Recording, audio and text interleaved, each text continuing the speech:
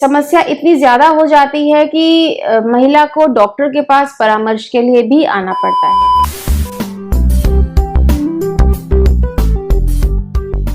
नमस्कार, मैं doctor Smriti Mishra, consultant department of obstetrics and gynaecology, वैदिक हॉस्पिटल, जूही गौशाला, कानपुर। आइए बात करते हैं आज एक बहुत ही प्रोमिनेंट और common symptom of pregnancy, that is nausea and vomiting during pregnancy. यानी कि जी मिचलाना और उल्टी प्रेगनेंसी की अवस्था में क्यों होती है, क्या कारण है और हम इनसे बचने के लिए क्या कर सकते हैं, ये जानना एक बहुत ही ज़रूरी चीज़ है, क्योंकि अक्सर हमारी सोसाइटी में, हमारे समाज में प्रेगनेंसी का सबसे पहला और सबसे prominent symptom he nausea and vomiting होता है।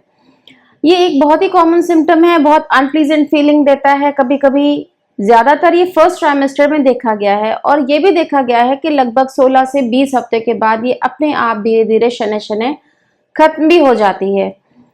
कई बार ये समस्या इतनी ज्यादा हो जाती है कि महिला को डॉक्टर के पास परामर्श के लिए भी आना पड़ता है। आइए जानते हैं इसका कारण क्या है। इसका कारण शरीर में बनने वाला एक पदार्थ जिसको हम ह्यूमन कोरियोनिक गोनाडोट्रोपिन यानी कि HCG कहते हैं। प्रेगनेंसी की अवस्था में ये पदार्थ जो है, इसका शरीर में इसकी मात्रा बढ़ जाती है, जिसकी वजह से यह ब्रेन में यानी कि मस्तिष्क में जा करके वहां पर नोजिया और वॉमिटिंग के जो सेंटर्स होते हैं उनको स्टिमुलेट करता है, उनको एक्साइट करता है, जिस वजह से अक्सर प्रेगनेंसी में महिलाएं सबसे पहले इसी बात की कंप्लेंट करती हैं कि जी बहुत मिचला रहा है और उल्टियां आ रही हैं। कारण ये बीटा HCG है। ये वही हार्मोन है जिसकी वजह से हम लोग किट में प्रेगनेंसी को डायग्नोज करते हैं, देखते हैं कि प्रेगनेंसी टेस्ट पॉजिटिव है। ह्यूमन कोरियोनिक गोनाडोट्रोपिन ही वो सब्सटेंस है जिसकी वजह से मोस्टली नोजिया वॉमिटिंग की कंप्लेंट्स रहती। ड्यूरिंग प्रेगनेंसी शरीर में हॉर्मोन्स ईस्ट्रोजन और प्रोजेस्टेरोन का लेवल भी बढ़ा हुआ होता है। साथ ही महिला को स्ट्रेस, थकान, चिड़चिड़ापन, इन सब की भी कंप्लेंट्स रहती हैं। ये दोनों ही चीज़ें शरीर में वॉमिटिंग सेंटर्स को भी प्रभावित करती हैं और शरीर में आंतों की मोटिलिटी को भी प्रभावित करती हैं, जिस वजह से ये इस समस्या को थोड़ा सा बढ़ा भी सकती हैं। कई बार महिला हमारे पास आती है कि वॉमिटिंग बहुत ज्यादा है, तो उसमें कई बार फिजियोलॉजिकल कारण भी होते हैं कि अगर बीटा HCG की मात्रा ज्यादा होगी तो नोजिया वॉमिटिंग भी ज्यादा होगी। कारण क्या है बीटा HCG ज्यादा होने की? यदि मल्टीपल प्रेगनेंसी है, मतलब ट्विंस हैं, ट्रिपलेट्स हैं, क्वाड्रुप्लेट्स हैं, कई बार हम लोग जब कोशिश करते हैं IVF की तो मल्टीपल बेबीज होते हैं, तो उसमें बीटा HCG की मात्रा भी उस जितने फीटस होंगे उतने ही ज्यादा बीटा HCG की मात्रा शरीर में होगी और उतना ही नोजिया और वॉमिटिंग की कंप्लेंट्स पेशेंट करता है। कई बार एबनॉर्मल प्रेगनेंसीज भी पाई जाती हैं, जैसे कि मोलार प्रेगनेंसी। ऐसी अवस्था में भी इसकी मोलार प्रेगनेंसी का तो सबसे पहला और मोस्ट प्रोमिनेंट सिम्टम ही एक्सेसिव वॉमिटिंग होता है। नोजिया और वॉमिटिंग का माँ के ऊपर क्या प्रभाव पड़ता है? इसका बहुत ज्यादा तो इफेक्ट नहीं देखा गया है, लेकिन कई बार फर्स्ट ट्राइमेस्टर में प्रेग्नेंट लेडी जो है वो वेट लूज कर सकती है, वीकनेस हो सकता है, आलस, लेथार्जी फील करती है। बच्चे का कभी कभी बहुत ज्यादा अगर वॉमिटिंग नोजिया रहता है तो न्यूट्रिशन भी इम्पेयर्ड रहता है। इससे बचाव के कई तरीके हैं। कई बार महिलाओं को हम लोग केवल ये बताते हैं कि आप क्या ऐसा अपनी दिनचर्या में, अपनी जीवन शैली में ऐसा क्या बदलाव ला सकते हैं जिस वजह से आप इस समस्या से थोड़ा सा आपको आराम मिल सकता है और थोड़ा निजात पा सकते हैं। जैसे कि प्लेंटी ऑफ फ्लूइड्स। अब शरीर को अपना काम करने दीजिए कि उल्टी हो रही है तो होती रहे, उसमें कोई ऐसी समस्या नहीं है। लेकिन यदि उल्टी हो रही है तो उसको रिप्लेस कीजिए फ्लूइड से। Small amounts of fluid, plenty of fluids, थोड़े थोड़े शॉर्ट इंटरवल्स में आप थोड़ा थोड़ा कुछ कुछ खाते रहें, कुछ कुछ पीते रहें, ये होना बहुत जरूरी है। वॉमिटिंग हो रही है इसलिए अपने न्यूट्रिशन को रोक देना, खाने पीने को रोक देना, ये एक गलत तरीका है और अपने आप को थोड़ा सा इस चीज के हिसाब से एडजस्ट करना पड़ता है कि प्रेगनेंसी है तो कुछ चीजें ये नॉर्मल भी है। नोजिया और वॉमिटिंग काफी हद तक एक नॉर्मल सिम्टम की तरह अगर हम ट्रीट करें तो उससे हमें बचाव और उससे बहुत जल्दी ओवरकम आ जाते हैं। क्या कर सकते हैं कि सुबह के समय आराम से उठें, एकदम हड़बड़ाते हुए ना उठें। जब भी उठें तो उसके बाद कुछ ऐसी चीज जरूर खा लें जिसका थोड़ा सा सॉलिड हो, जैसे कि क्रैकर्स हैं, नट्स हैं, बिस्किट्स, टोस्ट, ब्रेड, एकदम उठ करके कोई भी लिक्विड चीज अगर आप लेंगे तो उतनी ही जल्दी वॉमिटिंग होने की संभावना भी होती है। तो बेहतर होगा कि अगर हम लोग सुबह उठ करके, पेशेंट को हम तो यही एडवाइस करेंगे कि सुबह उठें तो पहले कुछ ऐसी चीज, टोस्ट, बिस्किट वगैरह जरूर लें, खाली पेट बहुत देर ना रहें। फ्रीक्वेंट इंटरवल्स में अगर आपको लगता है कि मुझे इतना अमाउंट खाने पे उल्टी हो जाएगी तो उससे कुछ कम खाएं। Frequent meals at frequent interval, ये लेना बहुत जरूरी है। और इसके अलावा बहुत सारे ऐसी होम रेमेडीज भी हम लोग ट्राई कर सकते हैं, जैसे कि जिंजर, अदरक का सेवन करने से कई महिलाएं कहती हैं कि हमें इससे उल्टी में बहुत आराम मिलता है, तो आप जरूर उसको लें। नींबू पानी है, शिकंजी है, इन सब का भी इस्तेमाल आप कर सकते हैं। देखा गया कि इसका हेल्थ बेनिफिट्स भी बहुत सारे होते हैं।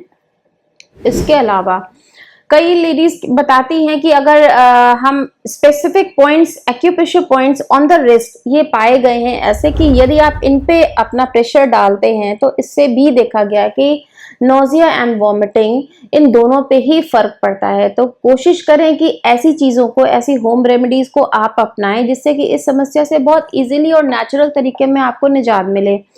इसके अलावा मेडिटेशन और योगा का भी बहुत बड़ा रोल है कि अनुलोम विलोम, प्राणायाम, ये सब शरीर को स्ट्रेस फ्री करते हैं, शरीर को, माइंड को काम करते हैं, शांत करते हैं। तो धीरे धीरे करके नोजिया और वॉमिटिंग का जो सेंटर्स हैं उनका एक्साइटमेंट भी कम होता है और आपको नेचुरल तरीके से थोड़ा सा नोजिया वॉमिटिंग से आराम मिलता है। आप अपने ध्यान को किसी और तरफ लगाएं जिससे नोजिया वॉमिटिंग की फीलिंग की तरफ से आपका ध्यान हट जाए, वो भी बहुत जरूरी है। अवॉइड करना चाहिए ऐसी स्ट्रॉन्ग स्मेल्स को कि जिनसे आपको लगता है कि मुझे उल्टी हो जाएगी। कलोन्स हैं, रूम फ्रेशनर, ऐसे सोप्स या ऐसा फूड स्टफ जिसको आप यदि लेते हैं और आपको लगता है कि आपकी इसकी महक आपको सूट नहीं करती है तो कुछ समय के लिए उसको अवॉइड करना चाहिए। एक प्रश्न अक्सर महिलाएं मुझे पूछती हैं आके कि क्या cold drinks and soda are recommended? We say no, क्योंकि जो कोल्ड ड्रिंक और सोडा पीने के बाद पेशेंट हमें बताता है कि हमें डकार आई और हमें उससे बहुत आराम सा महसूस हुआ है, एक्चुअली में वो डकार वो उस सोडे की है, ना कि आपके शरीर की।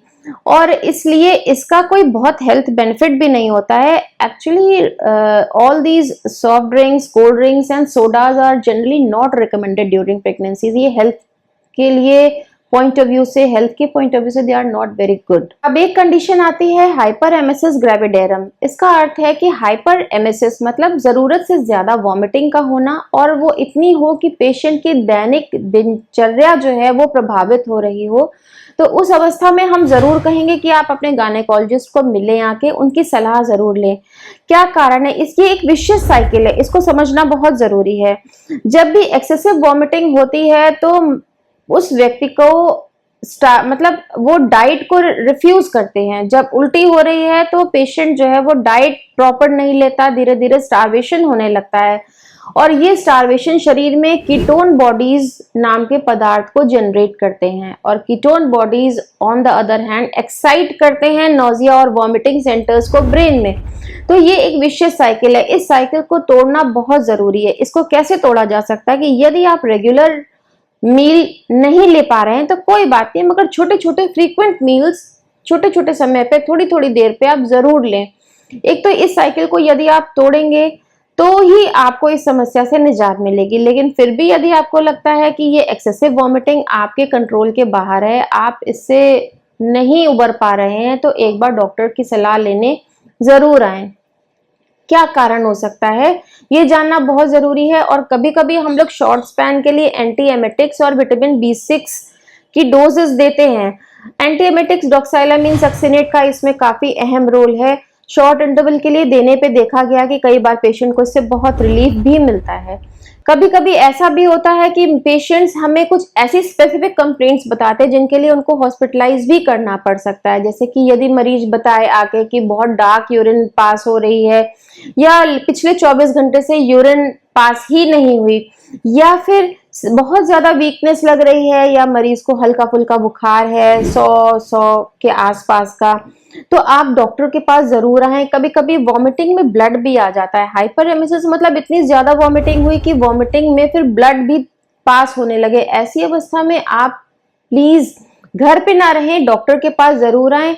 इसमें एक छोटा मोटा बहुत ज्यादा कुछ नहीं, केवल इन्वेस्टिगेट करने की आवश्यकता है कि कुछ और अन्यथा कारण तो नहीं है इस हाइपर एमेसिस का।